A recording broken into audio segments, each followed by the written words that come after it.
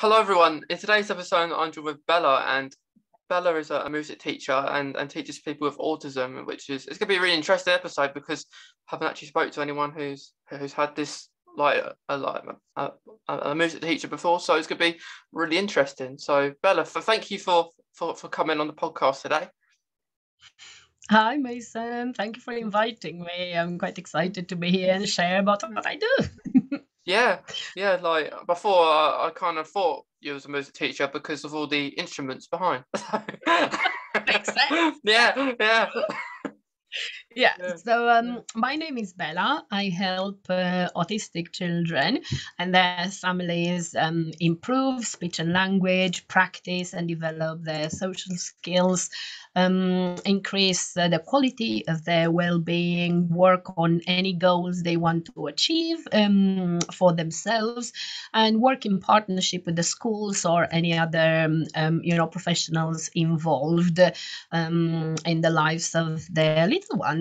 And I do all of this. All of my help consists of music sessions tailored for that particular child in order for them to reach a goal in X numbers of weeks that he works with me or they work with me. Yeah, so that's kind of in short. That's what I Yeah. do. Yeah, I think it's really interesting because like especially like you said that you do it for each child like with their needs that they need maybe help Yeah. or improve with. Yeah, as we know, autism is different and presents different to everybody, even if the children are, twins, because I'm working with some twins. Um, and they are both so different, and what works for a child doesn't work for the other one. And I'm not particularly talking about, maybe totally, completely different songs, but the approach might be different, the way how we sing that song, the way how we use the instruments or no instruments, the way how I introduce the next song or game that we're going to do also plays a very important role and is different to each child. And if I know that they love spinning, we might just sing that song while spinning around.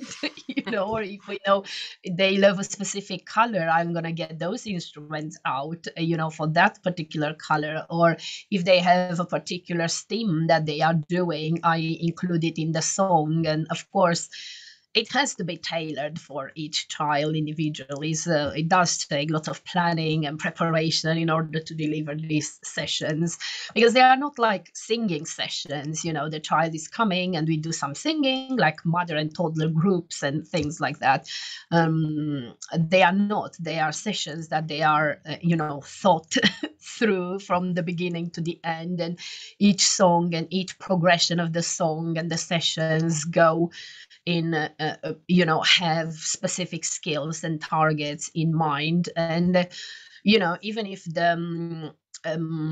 the target or the help that I'm providing is just to improve their confidence or their self-esteem, there's still lots of thought that I have to put into my sessions in order to deliver a block of, I don't know, 6 sessions, and then we reassess and see the improvements, and then we continue and carry on. So it's something like that. Yeah. In short. Yeah. I can imagine it's quite hard work though. Like I suppose the planning beforehand to for like a session because of each person would need different help to another person. Like you said with the twins, like they're completely different people. Like which goes it's something about autism, isn't it? Where they feel like if they look the same, they'll be exactly the same, which they're not. They're completely different people. No, Mm. no. I mean, I've been working as a music teacher for the last 3 years, but before that, I was just like a general teacher in a primary school. So I worked with lots of autistic children in my 20 years of teaching in the school, and for the last 3 years now, and everybody was different. All the time there were differences, but that made it beautiful, you know, in a way, and that helped me kind of gain lots of a broad, you know, understanding of autism, and lots of skills that help me now put in practice what I need, you know, for each child separately. And sometimes I want to know, you know, everything. I'll do my own research. I also talk to autistic parents themselves, or with autistic adults. I keep in touch with, you know, quite a few autistic adults, and I'm going and asking them for advice sometimes. And I'm saying, I have a case of this and this. What do you think it would work? Or sometimes I'm saying, this, you know, this didn't work. What can I try? And of course, you know, because they are experiencing autism, they can give me ideas, and usually the ideas work. Of course, all the time you have to tweak them to fit the child and the child's needs, like you said. But yeah, I mean, I kind of don't give up until I find something that really works for a child. And I had situations when, you know, I met the child, and we had our first session, and it was like nearly a disaster.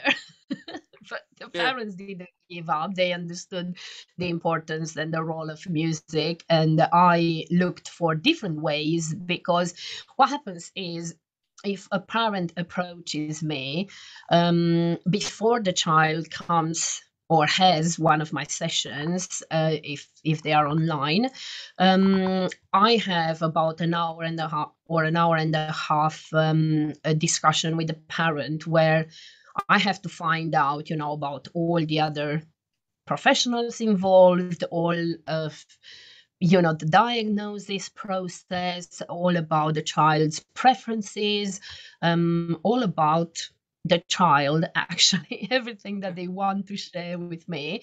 It's brilliant, because all of this is the you know, like the base of what I am trying to build in my sessions.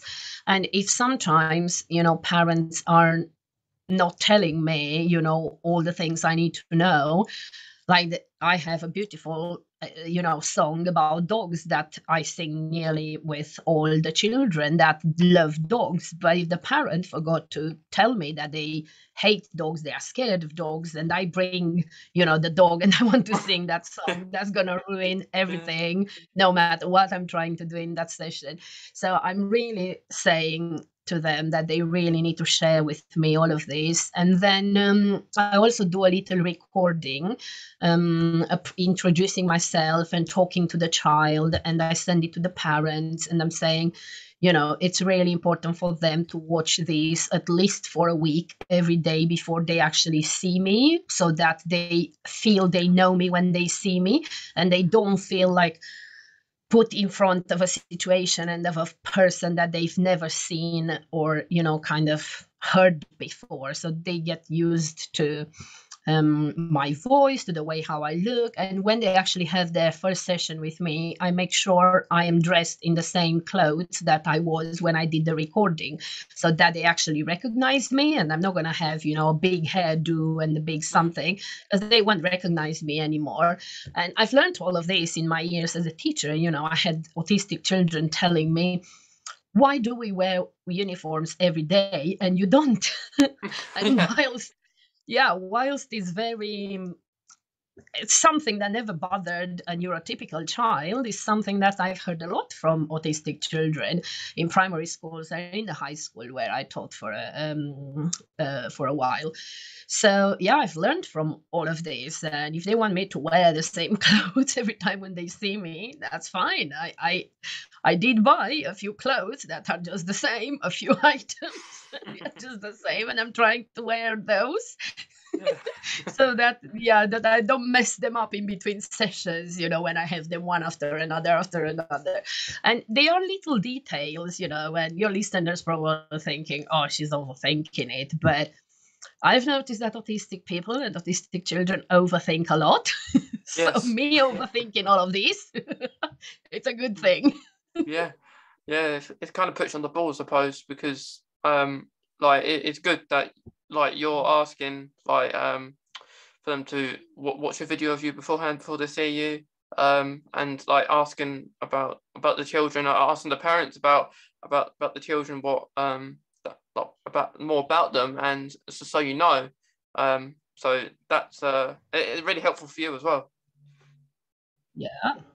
Definitely. I mean, everything, their favorite color, their favorite toy, their favorite movie, their favorite anything they can think of, favorite words that they are saying or repeating, Yeah. favorite clothes, anything, because we can make up a song about everything. And it's really good to, I know, of course, the wheels on the bus, yeah, it's fine, or any other nursery rhyme, but the child will, an autistic child will connect a lot better with things that they actually know for themselves, or things that they actually possess themselves. They have, if they bring a toy to the session, I'm not going to sing Five Little Monkeys Jumping on the Bed. I'm going to sing about whatever toy they brought. Yeah. If they brought a teddy bear, if they brought a bumblebee, that one is jumping on the bed. I'm not going to sing the monkeys. I'm going to sing what interests them and what they brought to the session.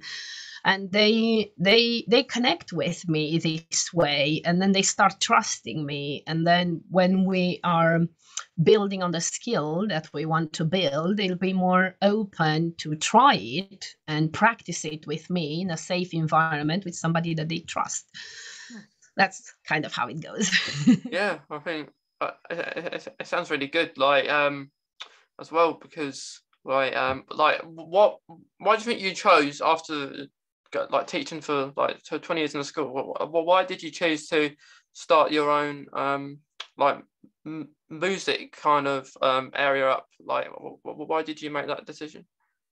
Well, it was getting really tricky for me as a teacher to teach the national standard curriculum to autistic children and other children with other different needs or disabilities, and a curriculum that was not suitable for them at all. And it was just sad for me to see how the parents got disappointed when they got, the end of year report, saying, that the children were behind in so many areas and so on and so forth. So it was really tricky to talk to an autistic child who had the understanding and, explain to them why were they in a specific group, like they put you in schools, why they were in specific group when they wanted to be in a different group, maybe a higher ability group, like they call it. And some schools now are having mixed groups, which is a lot better. So that was one of the reasons. I mean, I was trying and developing during my years of teaching, different strategies to adapt the curriculum as much as I could, for the autistic children that I usually had in my classroom, 2, 3, or even 5 sometimes, out of 30. And like I said, each one of them was different, but it was also sad to say that, when inspections from outside, like Ofsted in the UK, was coming, they were not really interested in how I was adapting the lesson for all of those 5 children. They were interested, why are those 5, and including other 2, 3, or 4 at this level, like with the others, and so on and so forth. So I was getting really sad about that. And then, as it happened, my daughter had some needs as well, and it proved that her nursery couldn't do anything about it, and she was having panic attacks at the nursery. And I said, I'm giving up teaching and I'm staying home to help her. And I've noticed how much music was helping her. I've been studying music and trying to become a music teacher for a while. I couldn't make the decision. I always said I'll stay, in school and be a teacher and help all the other children and so on. But then when it happened with my daughter, and then when I saw that in 2 months working with me and music, there were no panic attacks, her vocabulary boosted because she was nearly nonverbal, her social skills improved, her mental health improved, and everything else. And she was just 3 at that point. I said, that's it. I'm giving up teaching totally, and I'm just following my heart, and I'm just following something that I see that really, really makes a difference in the life of children. Because you know what happens with music and why children achieve such good results when working with me. It's because as an autistic child, most of the times, especially in school, you are given what to do. You are told what to do. It's that and that and that, and this is your visual timetable, or this is what we do now, and this is what you do next. There's no particularly, and this is our topic we're writing about. It's eggs, it's whatever we're doing about. This is our topic. Whilst in my music session, I'm asking them, I'm guessing from what the parents tell me, if they can't tell me, or, I'm giving them options. I'm holding cards or I'm holding toys and I'm saying, shall we sing a song about the elephant or a song about the frogs? And then they can point or grab the one that they want. So actually, one of the reasons why music works and brings such great improvement in autistic children's lives, it's because, like, for the first time in half an hour, 45 minutes, however long they are with me, they are given those choices, and you can see them in the beginning when they come to me. They don't know kind of what to choose. They are just waiting and looking at me, kind of, what are you choosing? Because they are not quite used to choosing much, especially, maybe from their parents, yes, but not like from a professional, from school, or from where they are going. So because of that, their interest builds up and more, and they want to do it more because it brings them pleasure. Music releases endorphins. It tags into our pleasure area of the brain. So what brings pleasure, I want to do it more, and I'm getting more into it. So yeah, that's kind of what happened to my daughter. And then when I noticed that, I said, I'm giving up 100% teaching at school, opening like my own business, and this is what I'm doing. And it was in the middle of the pandemic, and I thought, I'm not going to have anybody coming to me. But then my friends noticed, well, your daughter is talking. How did you do that in 2 months? And look at that. She's, interacting with us. How did you do that? And then I helped my friends' children. And then, spreading words, I Yeah, got fully booked. yeah, Something like yeah, that. yeah. And was that all like online as well? During the For pandemic, yeah, yeah. So I had about a year when it was totally online, and then how the rules were in the UK. I think there was like August, September, October, when some of them came to me face to face. But then, I have children that I'm helping in United States and in Canada, and some across Europe as well, and then some in the UK. So the ones that were closer to me came to me, but the other ones continued online. And then, there was again like a lockdown, so we moved all to online. And most of my sessions, maybe like 5% now, are like face to face, and all of the other ones are online.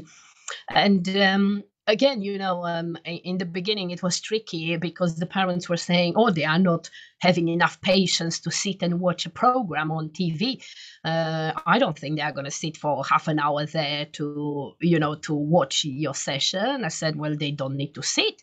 They can jump, they can crawl. We're going to do all of these fantastic yeah, actions and songs, and let's have a trial session. And after the trial session, they booked yeah, 6 weeks with me, or 12, or some of them, they are just for 3 years with me. And every time, like a human being, you always can work on something. You can always build on different things, and just come for pleasure. Because actually, when the child interacts with me, that's yeah, socializing. yeah, And as we know, some autistic children find it really tricky to socialize, from a younger age, or to interact, or, to actually play a game with me. They are okay playing something by themselves, but not particularly with another person. So them responding to me and socializing with me, that's their first step, into learning socializing at yeah, a bigger scale. And of course, I involve the families. If the siblings are there, I'm saying, right, let's bring so and so. my turn, his turn, your turn, let's bring mommy, my turn, your turn, mommy's turn, Yeah. so on and so forth. So all of these, turn taking and, all of the socializing skills, we're just practicing them with music. Yeah, I think it's great. Like with especially with autism with special interests as well.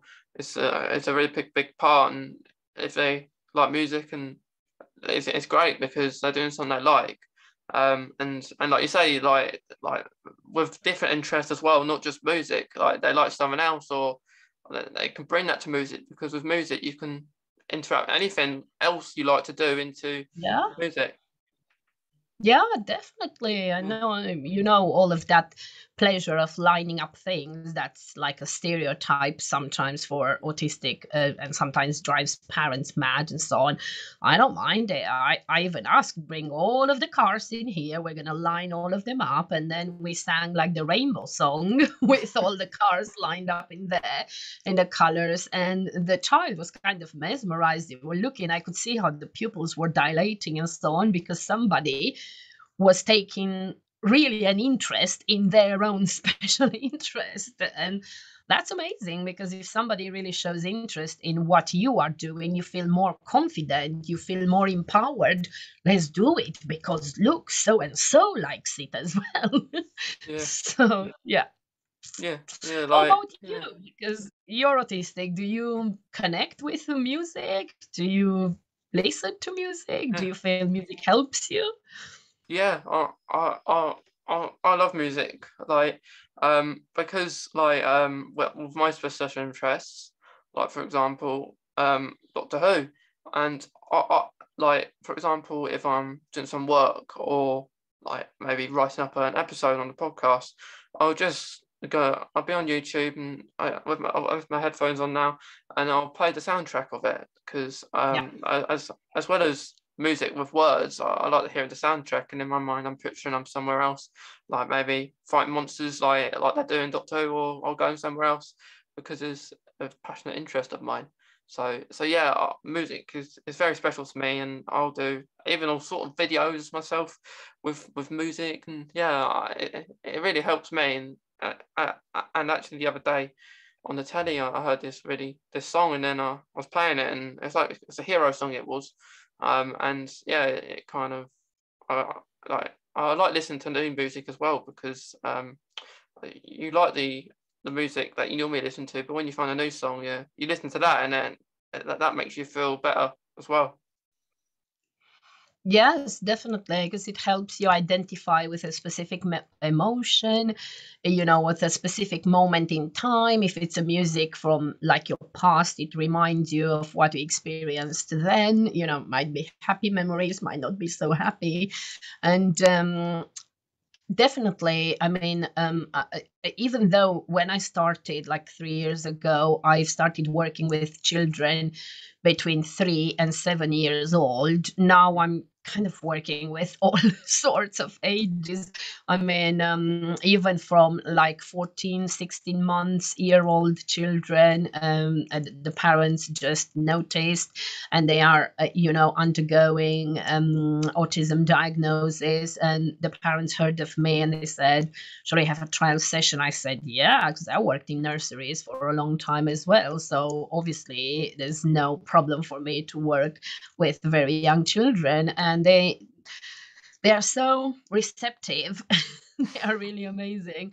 And I had to stretch, because some children I was working with, they had older siblings that were 12 or 13 years old, and they were not getting any particular help. So I'm working with some pre-teenagers and teenagers as well, and they are telling me exactly what you were saying, how a specific song helps them identify the way how they feel, helps them identify that they are sad about something, or that they are tired and they need to self-care a bit more.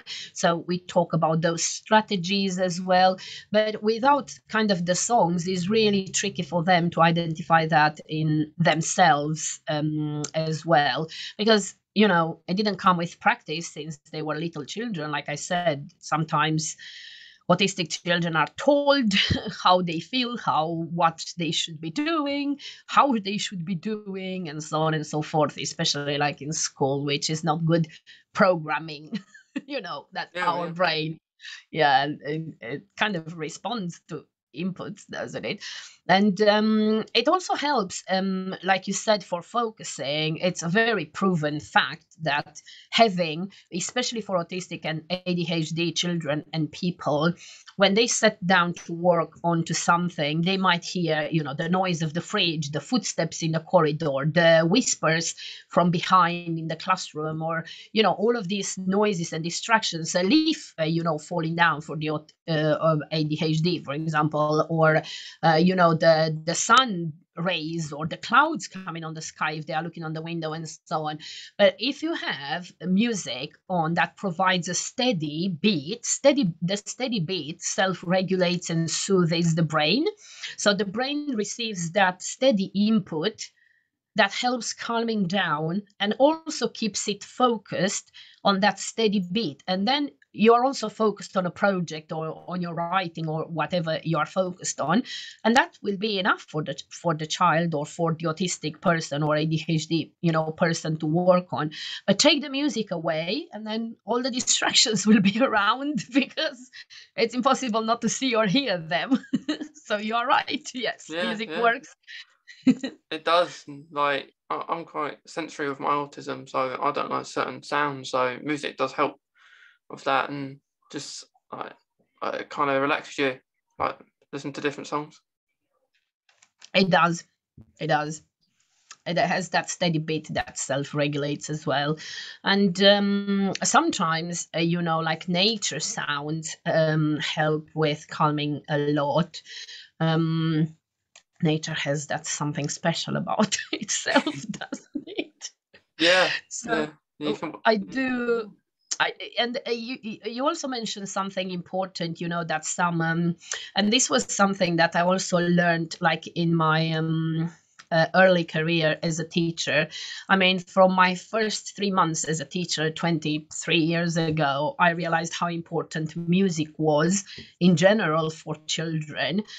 And I used it in all of my teaching all the time, no matter it was, science, maths, art, whatever we were doing, English, phonics, anything else. It was impossible not to use a song of some sort or some noises or a rhythmic pattern. And I've seen how it helps all the time. And why I tried like nature sounds or rhythmic patterns is because I've noticed that some children, some autistic children, were getting lost in the words of the song, or they couldn't sing that fast, or they didn't understand the meaning of the song or the joke of the song that we were trying to make sometimes, in the classroom, just to relax the other children. For them, it was, for the autistic children, it was, I don't understand what that was. And then they were getting more distressed than relaxed, which was kind of the opposite of what I wanted. And I have noticed as well that sometimes, just the melody of the song, just the rhythmic pattern, or the percussion can help just as much as like a song with words, even sometimes even more. Um, Especially, if you are bothered yourself with a lot of thoughts and so on, or you might need to do like a writing piece of work where you are trying to gather all the words. It might not be useful to hear lots of words of other songs, but again, it's different for everybody. And I'm different myself. Sometimes I'm putting lots of words, songs with lots of words, and some when I'm working, and sometimes I don't want them. I just want, like you said, the melody, because that's how I feel at that moment. So, of course, autistic people and children are just the same. It depends. Just Yeah, depends. yeah. Because to have that sort of tune and that beat, and like it can be a particular song that you keep listening to over and over again. Like Yeah. you might not want to change. Like Yeah. at the moment, I'm listening to this song. Well, it's not like a song. It's like this. theme, like a theme Mhm, for the mhm. soundtrack, and Yeah, it'd be on for about 2 minutes. That's about 2 minutes, and then press play again. I keep on pressing play, yeah, and then I'll just sit there and just have a little think where I am, or like if I think where like kind of yeah. being like in a dreamland, I suppose. um, but yeah, like music is very good, and I feel like it's not maybe taught in schools as much Yeah. as with like Yeah, of course, it would be brilliant, if it was taught as, mm, music, general music in school. It's not the same with what I do, and not the same as having a music session with an autistic child, but it will still help a lot. And most of the parents that end up contacting me is because, of course, they've seen me somewhere, on social media, or somebody recommended me and so on, but it's because um, they find out about me and they contact me because they've been told that every time when they have the Christmas play at school, or they have a music session, or they have a dance around, like a end of half term or something like that, and they have a little dance or a little music, they notice how the parents have been told that the teachers told them how the child interacted with the music straight away and started tapping the musical instruments, or started listening, and showed a positive response to music. And unfortunately, that doesn't usually happen regularly in school. I mean, yeah, I did teach for 20 years, but I don't remember many of my colleagues in all the schools I taught in doing music once a week. Definitely. I mean, maybe once a month, or once every other 2 months, or something like that. yeah And of course, it's sad because, even for the neurotypical children, music can help with so many things and children's development, of course. But it's not only that music is not so much music's value, is not so much recognized in school. It's also not so much used, in different interventions for children. It's not so much recommended by, the GPs or other therapists, because everybody thinks like it's easy. You just go there, you bounce up and down, or you bang into some instruments, and then that's it. And it can't particularly be useful, all of this messing around in there. So it is still this thinking. We're still this thinking where we're saying, I don't quite see the use in that. And unfortunately, that's why it's not so much spread as a very good tool for autistic children and autistic people.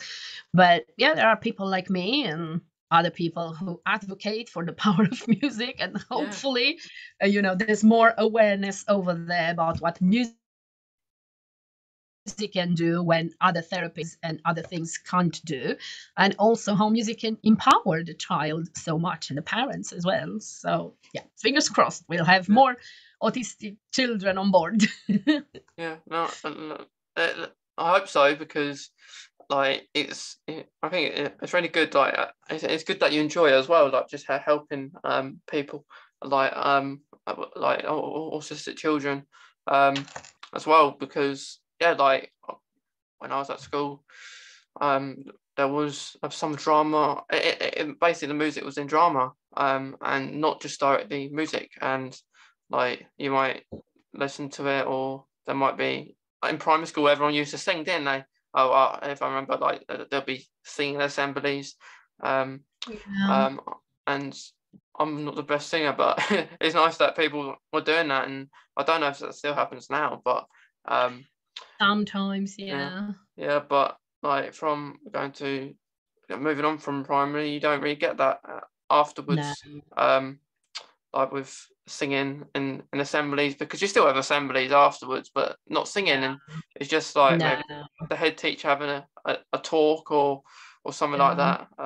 So yeah, I think it's great what you're doing, like with music and singing a lot, playing the mm, instruments, and on moving Yeah. around as well.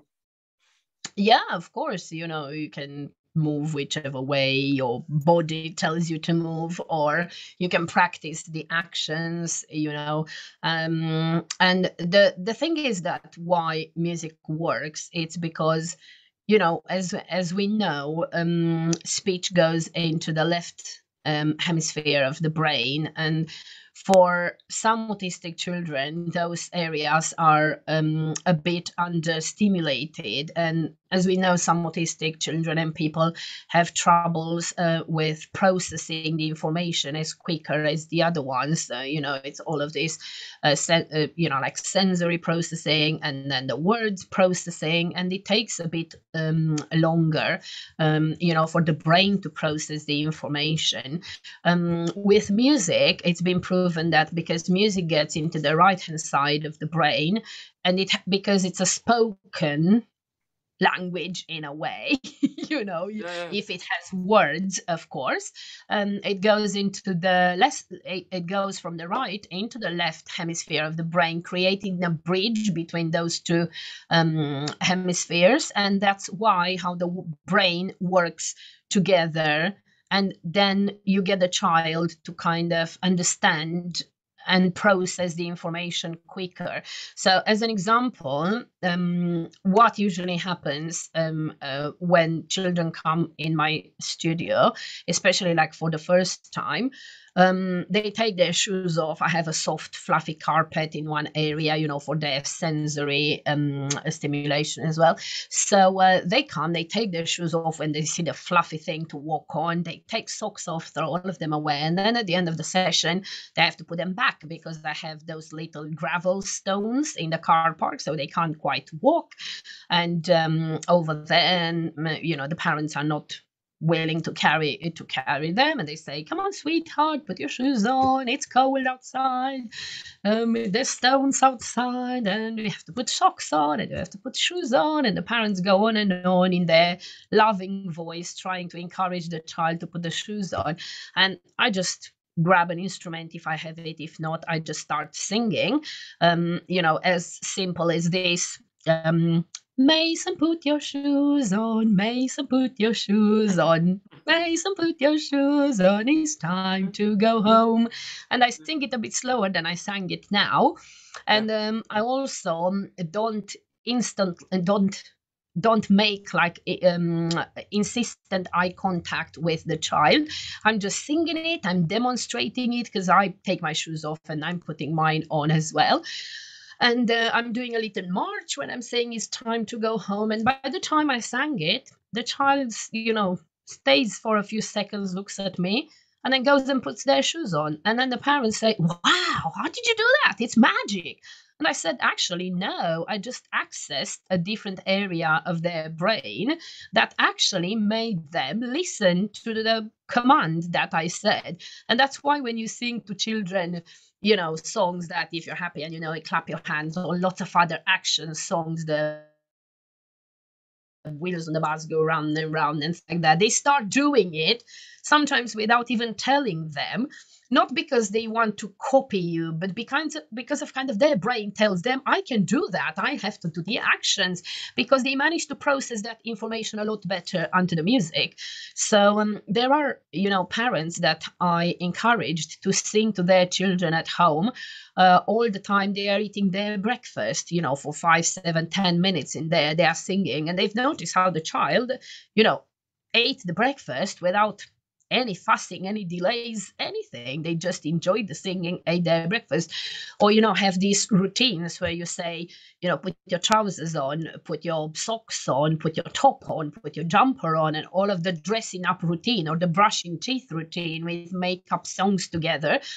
And we're singing them, and I'm telling the parents, sing it to them step by step while they brush their teeth. And all of them, they've noticed, we are doing it, the children are doing it. And before that, there was, all of this big meltdown and all of this big issue in our house because they never wanted to brush their teeth. So, and why are they doing it? They are doing it because music is processed differently. And when you sing, it's not particularly understood as a command. It's just a nice thing, and music releases those endorphins and makes the brain work together, so the child can put himself together, in order to do the actions for what he's been told. Excuse me. Yeah. Oops, one more. Yeah. So I think what's better, like easier, for music, to process into into a person who has autism, is because like it's not a command or like a piece of work, is it? It's just it's a bit of fun, like music is, and like in school, things take longer to process. Like if a teacher expects the class to do it, or like everyone to do it, including if you've got autism, like you should be the same as everyone else, take the same time limit to complete a piece of work. So it's good that like with what you're doing, that each child has a different goal, and it takes like me, if it takes longer, it's fine. Like there's no speed limit for doing a goal, and the good thing yeah. about that is you can do as many as you want and complete it as soon or as far away too.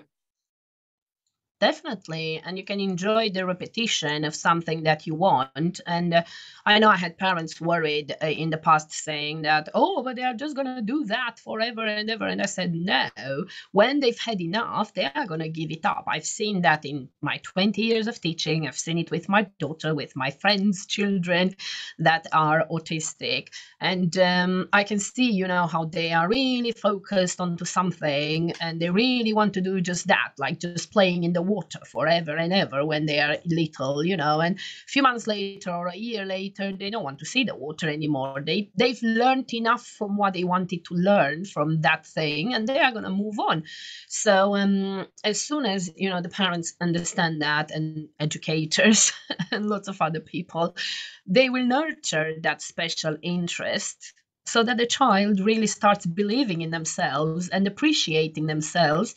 Because what usually happens, in school, if the child is really focused on something, after, half an hour of doing that, they say, tidy up time, we have to do maths now, or I don't know, we have to do writing now, or something that they really don't like. And it's really tricky for an autistic person to interrupt that focus, to leave that really comforting activity to do something that they find really discomforting. So it's totally understanding that they are not going to be very compliant. So I used songs all the times for that, as transition, and I was making up songs about every transition we had to do. And what was beautiful about that is that it's once when you say tidy up now, 10, 9, 8, 7, 6, usually counting down or something, everybody come on the carpet and things like that. Whilst when you sing a song, of course you are losing like more time, you are losing maybe 1 or 2 minutes from your precious time as a teacher, but you're having a classroom full of children that are doing what you are telling them, with not having a meltdown, with not being distressful. And then because I am giving them those 2 minutes to be able to leave that activity that they really love, and slowly moving to a next activity, I'm actually facilitating a transition. I'm preparing them mentally for the next step, and just counting 10, 9, 8, 7, how sometimes it's counted in the classroom for them to tidy up quickly and calm. It's not enough. It's not enough. It's not enough for me as an adult to switch my focus. If somebody came now and said, oh, stop what you're doing now with Mason, and let's go and do, I don't know, let's go and do some cooking. I'm saying, oh, hold on a minute. I might have a sip of water. I might say goodbye first to Mason, and then we go. Sometimes our expectations for the children are really unrealistic. We just don't realize it. We're not able to switch in 10 seconds from what we were doing as adults sometimes. If you're watching your favorite program, and my husband comes next to me and said 10, 9, 8, 7, all that. Change the channel. What did you do? Yeah. But it's done in schools. It's done. And it's really unfair for the autistic children and ADHD children and lots of other children with other needs. Yeah. Yeah, because like if you're doing a piece of writing and you're not quite finished the sentence you're on, and then you have 10 seconds to finish that sentence, and then they say, "Quick, we got to go. It's break time," and like Yeah. and stuff like that. But another thing I feel in school, especially with people that are maybe not just autism, but maybe just people that are quiet. Um, like if maybe you're in a classroom and some people aren't interacting as much as other people, like maybe putting their Yeah. hands up and stuff. I Yeah. feel like some teachers can like just, I suppose, pick on them sometimes and like make them answer a question that they might not know, and they Yeah. and yeah, like I get that, like that they'll choose people that aren't really saying much, and that may be the case. It might be because someone's autism, they are uncomfortable with doing that. They might just want to do it on the sheet rather than Yeah. saying it out loud. Yeah, true. So there are different, strategies that can be, implemented. And the same with my sessions as well. I have to implement, different strategies for different children. And I do have sometimes like hand movements, or don't tell me, sing it on your instrument or something like that. Yeah. So yeah, for children that are, a bit shy or more anxious or not so confident. So just building it slowly, slowly. Yeah, But because yeah, all interesting. yeah, your music has a lot of words. Yeah, doesn't it? So Yeah, maybe explaining about the music has lots of words, yeah, more words than the music itself. True, true. yeah, yeah, yeah. Well, thank you very much for inviting me, though. I mean, it's been a brilliant and insightful chat for myself with the things you brought up. It just made me think even more, about different resources I can Yeah. use and different adaptations I can Yeah, do. yeah.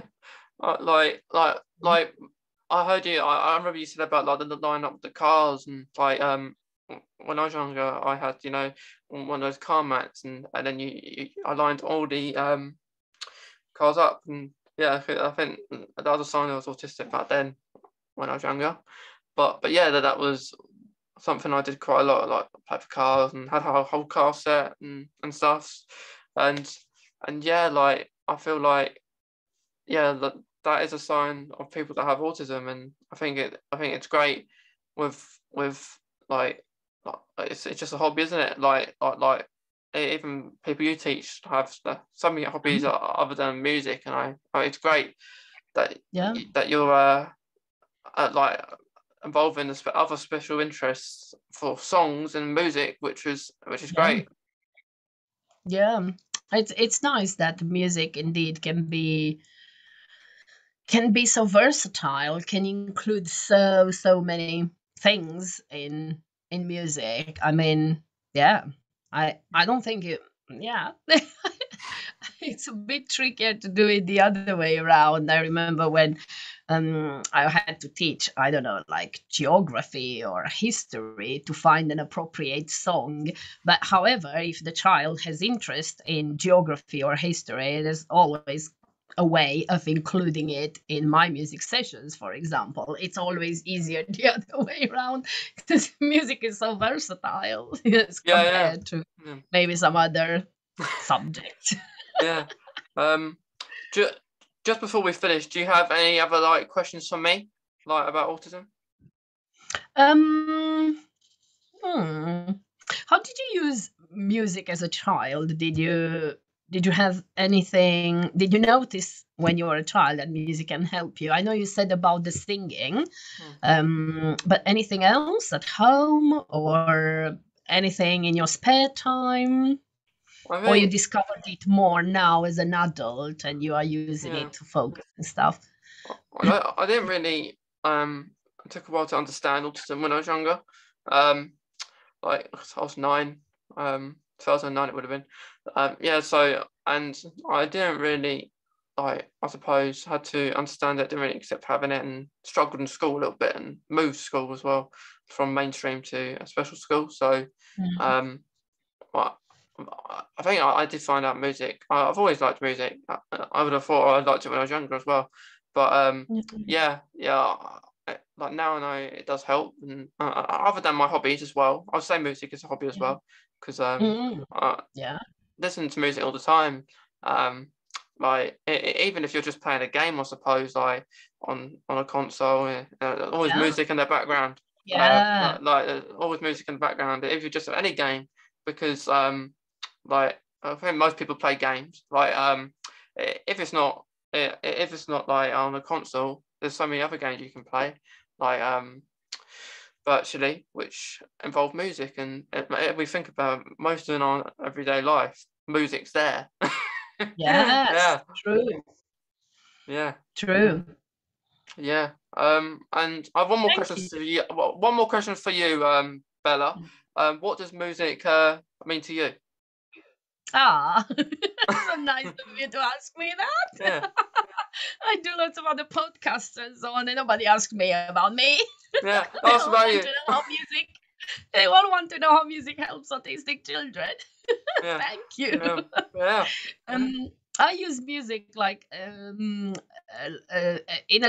probably like in a bit of a similar way, like you said. I use it for focusing, definitely.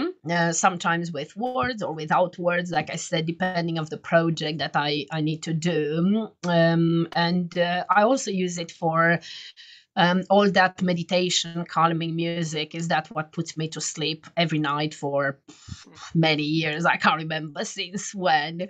yeah, And I currently also I use it for. Um, I would say for moments when I am doing lots of chores, like washing up, cleaning, and so on. I need something to motivate me.